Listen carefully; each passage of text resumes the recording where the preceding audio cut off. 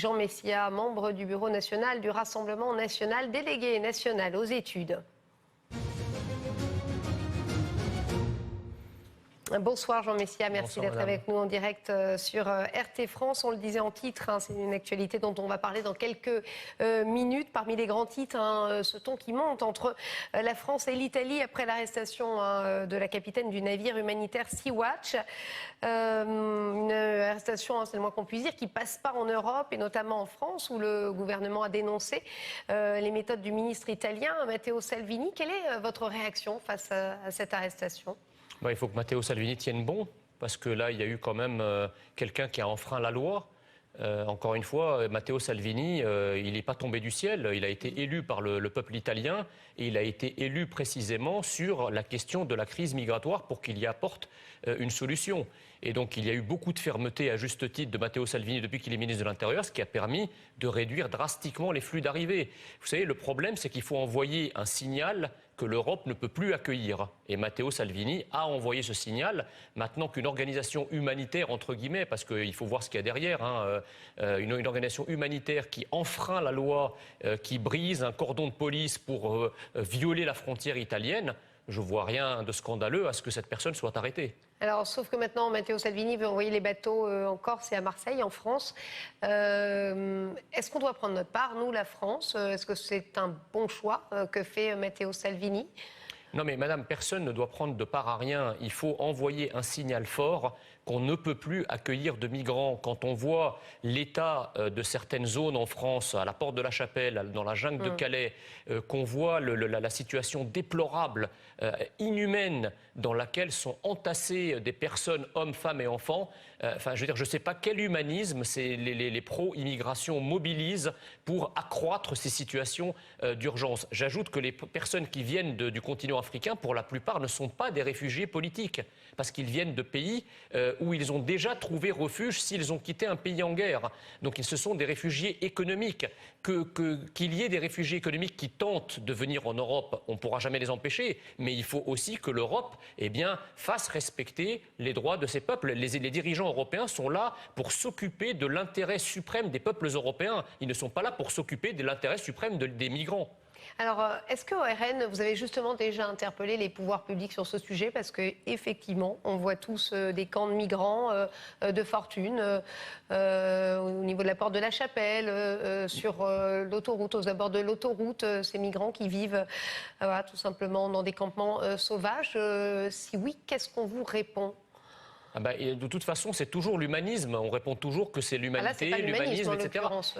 Justement, mais nous, au RN, ce qu'on nous disons, c'est précisément que le véritable humanisme, l'authentique humanisme, commande qu'on envoie un signal très fort pour pas que les gens risquent d'abord leur vie en Méditerranée, parce que s'ils risquent leur vie en Méditerranée, c'est qu'ils estiment avoir une chance raisonnable de pouvoir accoster sur les côtes européennes et d'y rester. Donc c'est tout un mécanisme qu'il faut casser, si vous voulez. Et tant qu'on n'a pas envoyé ce signal fort, je crains que l'afflux continuera. Et la France n'a plus les moyens d'accueillir la jungle de Calais, parce que la jungle de Calais se vide, la porte de la Chapelle se vide, mais c'est disséminé à travers toute la France dans le plus grand secret. Et ensuite, ces mêmes zones se remplissent de nouveau. Donc moi, je veux juste poser une question au gouvernement français. Quel est l'état de saturation qu'il estime à partir duquel il dira « nous n'en pouvons plus » Est-ce que ça existe dans leur tête ou est-ce qu'on va continuer comme ça pendant des années encore avec des centaines de milliers de personnes qui vont arriver? Comment vous jugez justement la politique migratoire d'Emmanuel Macron? Est-ce c'est une catastrophe. Si vous voulez, pour Emmanuel Macron applique à la lettre quelque chose de très simple. Ils disent tous que l'immigration est une chance pour la France. En réalité, vu comment c'est géré, l'immigration est devenue une chance pour ceux qui haïssent la France, pas pour la France.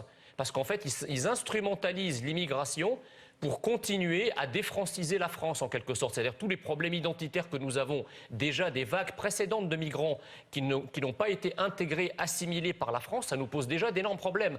Or, il est impossible de régler ce problème tant que le flux se poursuit. Donc c'est juste la rationalité, le bon sens commande d'arrêter l'arrivée d'une immigration supplémentaire pour se donner la possibilité de gérer, si je puis dire, pardonnez-moi l'expression, le stock que nous avons déjà en France. Il y a quelques jours, le ministre de l'Intérieur, Christophe Castaner, évoquait la possibilité de quotas économiques, comme avait voulu le faire en son temps Nicolas Sarkozy, avec beaucoup de difficultés. Est-ce que vous êtes pour ou contre cette idée ?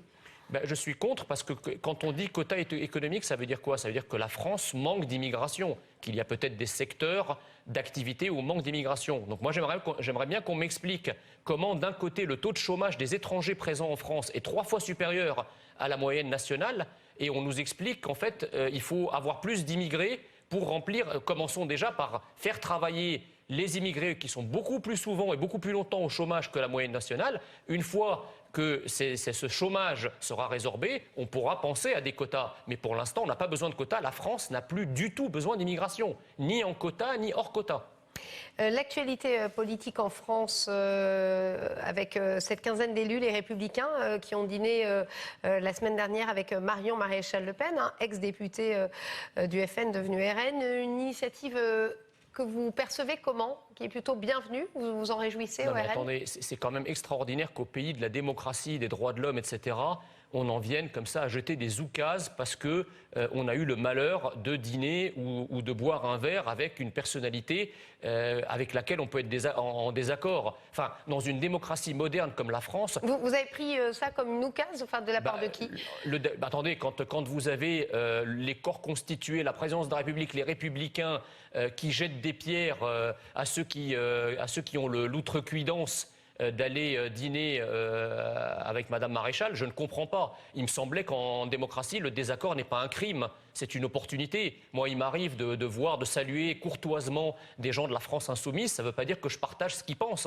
Ça veut dire que nous sommes dans une république moderne, démocratique, où il y a une courtoisie républicaine. Et à partir du moment où on parle, ça ne veut pas dire qu'on adhère. Mais le simple fait de discuter qui soit ainsi diabolisé et criminalisé, c'est très inquiétant pour la dérive autoritaire du pouvoir et dans les esprits également de certains, les Républicains. Alors c'est au-delà de la discussion, puisque le RN a clairement appelé effectivement les déçus de droite comme de gauche à venir gonfler les rangs de Rassemblement national. Vous pensez que la greffe peut prendre, justement? C'est-à-dire qu'ils n'auront pas le choix, parce que c'est nous rejoindre ou périr. Les Républicains aujourd'hui, si vous voulez, il ne s'agit pas d'avoir une coquille, une belle coquille avec marqué les Républicains dessus. La ligne stratégique des Républicains aujourd'hui, c'est quoi? Après la défaite aux élections européennes, en réalité, ils n'ont pas le choix. S'ils veulent avoir une ligne identitaire, souverainiste, conservatrice, etc., elle est incarnée par le Rassemblement national. S'ils veulent du libéralisme, de l'européisme, etc., c'est incarné par Emmanuel Macron. Donc en réalité, les Républicains actuellement sont dans une seringue. Et ils sont forcés au choix. Et je pense que les élections municipales, ça va être l'occasion, de l'année prochaine, vont être l'occasion d'une clarification encore plus avant du débat, puisque cette clarification a en réalité commencé déjà au moment de l'élection présidentielle de 2017. Et donc si on veut bien comprendre ce qui se passe, il faut le comprendre en dynamique et non pas en statique comparative. Alors une dernière question, elle porte sur l'Europe. Vous venez d'évoquer justement l'Europe, les dirigeants européens qui peinent à trouver leur président, Emmanuel Macron, qui se plaignait. Nous donnons une image de l'Europe qui n'est pas sérieuse. Vous qui êtes, enfin en tout cas le RN qui est arrivé deuxième en France des européennes, est-ce que vous partagez ce constat du président de la République? Le président de la République découvre que derrière ces grandes envolées lyriques sur le fédéralisme européen, sur l'Union européenne, les mots ont un sens, il découvre en réalité une désunion européenne. Il découvre que derrière ces mots lénifiants se cachent en réalité des États-nations qui cherchent à pousser leurs pions, qui cherchent à caser leurs candidats. C'est le cas de Mme Merkel, c'est le cas de tous les autres pays, de la Hollande également, sauf nous, sauf la France qui, elle, va encore une fois, pour faire avancer l'idéal européen, s'asseoir sur ses propres intérêts. Le spectacle qu'offrent effectivement actuellement les nominations prouve bien que ce sont des États-nations derrière l'Union européenne et que l'Union européenne ne signifie rien sans ces États-nations. C'est au demeurant ce que nous disons déjà depuis des années. Merci Jean Messia d'être venu en direct avec nous, apporter votre point de vue sur l'actualité sur RT France.